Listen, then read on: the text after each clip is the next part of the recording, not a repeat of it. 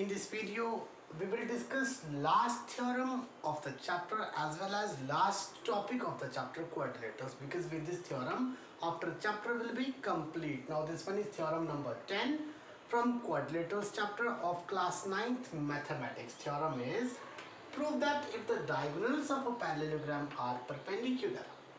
Prove that if the diagonals of a parallelogram are perpendicular, then it is a rhombus. मतलब ये हुआ कि अगर एक पैरेललोग्राम के डायगोनल्स परपेंडिकुलर हो जाएं तो वो पैरेललोग्राम rhombus बन जाएगी. It means हमें given क्या है? If the diagonals of a parallelogram are perpendicular, it means we are given a parallelogram with diagonals and diagonals are perpendicular. So हमने क्या लिखा? A parallelogram ABCD. ABCD. फिर कह दें कि आप नाम कोई भी रख सकते हो इस पैरेललोग्राम का. सो हमें गिवन है a parallelogram ABCD with diagonals. Diagonals कौन से हैं इसके? AC and BD such that AC is perpendicular to BD. Diagonals are perpendicular. ये क्वेश्चन में मेंशन है. तो हमें प्रूव क्या करना है? ये लिख दिया हमने AC perpendicular to BD. हमें प्रूव क्या करना है? This one is a rhombus. That's why to prove में लिखा ABCD is a rhombus. तो ये है आपकी पैरेललोग्राम. पैरेललोग्राम में डायगोनल्स हैं, डायगोनल्स परपेंडिकुलर हैं. प्रूव करना है this one is a rhombus. Firstly distinguish करेंगे between the properties. We will compare the properties of parallelogram as well as rhombus.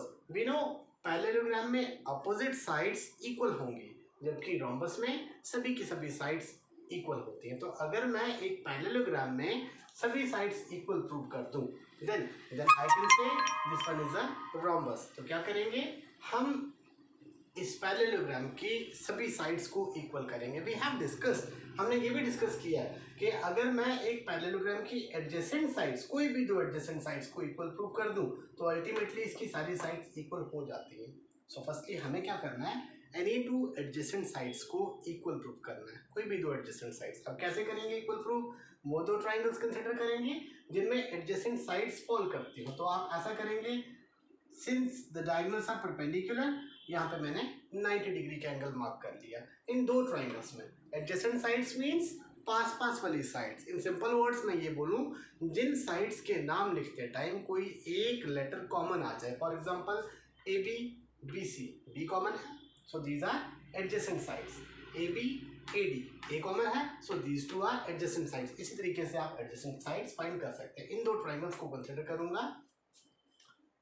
In triangle AOB and triangle BOC, इन दोनों triangles में triangle AOB and triangle BOC. अब क्या है इन दोनों triangles में? AOB में और BOC में.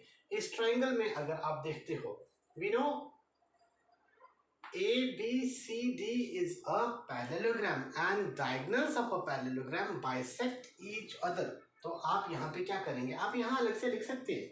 चलिए मैं लिख लेता हूँ, थोड़ा इजी हो जाएगा. Since diagonals of a parallelogram bisect each other,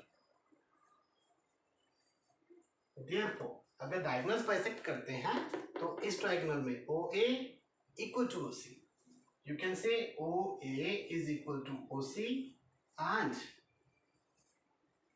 here OB is equal to OD. OB is equal to OD, ये हमने मेंशन कर दिया. अब इन दोनों ट्राइंगल्स में, इस ट्राइंगल में OA, इस ट्राइंगल में OC, OA is equal to OC. Reason proved.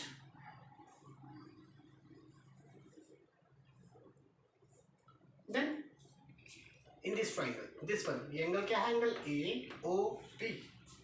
Angle AOB is equal to this one, angle BOC. Now reason क्या लिखेंगे यहाँ पे हम? You can say each 90 degree. आप ये लिख सकते हैं या फिर आप ये लिख सकते हैं AC is perpendicular to BD. Both are the same. चलिए मैं ये लिख रहा हूँ each 90 degree.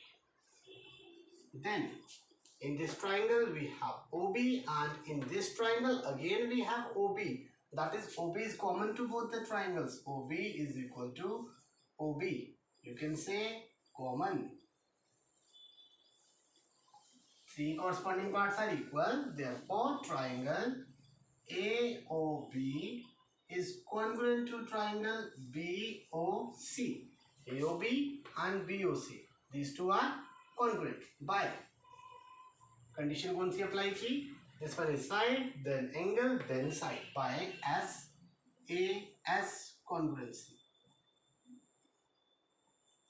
Okay. When these two triangles are congruent. अब इन congruent triangles में क्या होगा? ये दोनों एंगल्स इक्वल हैं. चलिए इसको भी मार्क कर लेता हूँ. आप देख रहे हैं जिन दो एंगल्स को मैंने 90 डिग्री मार्क किया है, इस एंगल के सामने AB साइड और इस एंगल के सामने BC side, we can say AB is equal to BC, corresponding parts of congruent triangles. Here we have AB is equal to BC. ये हमने प्रूव कर दिया.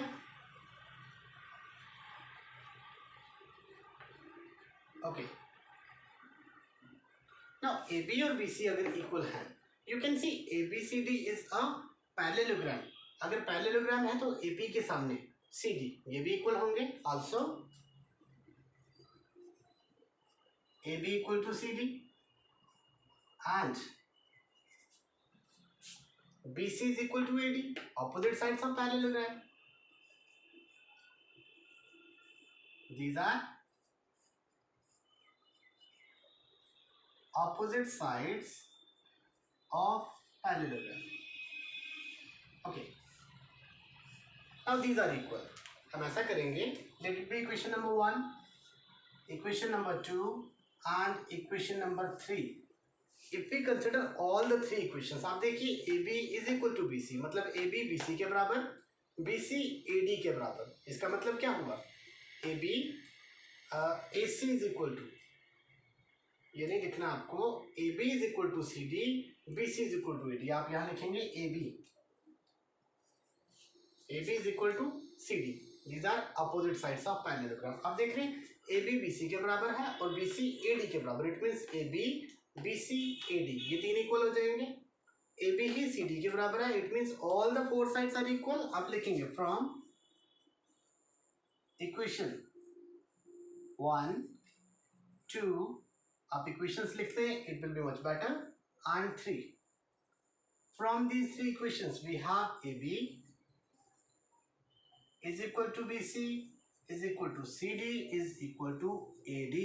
That is all the sides of a parallelogram are equal. ABCD is a parallelogram and we proved, हमने क्या prove किया कि all the sides of the parallelogram are equal. अगर एक parallelogram की सभी sides equal प्रूव कर लेंगे, we can say the parallelogram is a rhombus. Hence ABCD is a rhombus. So this one is theorem number 10. With this theorem our chapter quadrilaterals is complete. Now हमने quadrilaterals chapter complete कर लिया. Next video में हम next chapter आपका start करेंगे. So this is sufficient. Thank you.